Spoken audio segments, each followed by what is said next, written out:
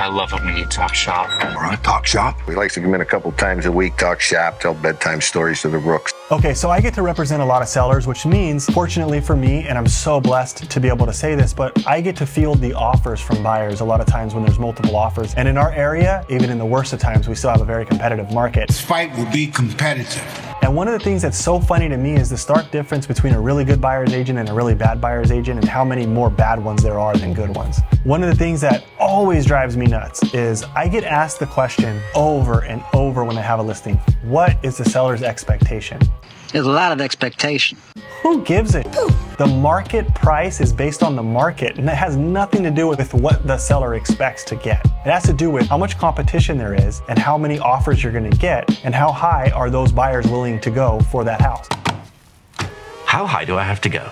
Even if the seller's expectation was factored in, it would not be a good idea for me to share that with you. For example, if I said the seller's expectation is $1.55 million on a house that I recently sold, I would have cost that seller hundreds of thousands of dollars because the market thought the house was worth a lot more. I understand it's a lot of money. So the point is, seller's expectations don't matter, and for me to share that information with a buyer's agent is counterproductive to my objective of selling my client's house for the highest possible price. Don't ask that question. Daddy, please don't ask me. And if you want to know because you think it will help you write a better offer, which is your job to do for your client, come up with a creative way to ask it. I do from time to time represent buyers. When I want to know where the seller's head's at, my question is not what is the seller's expectation. My question is, I know, Mr. Listing Agent, that you know so much about the area because you have this listing in that area right now.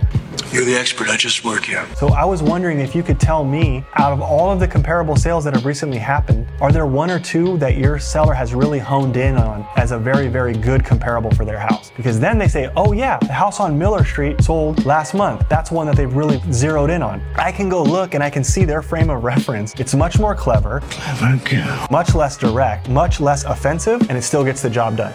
Mission accomplished. Okay, I don't think these customers like the way you talk shop.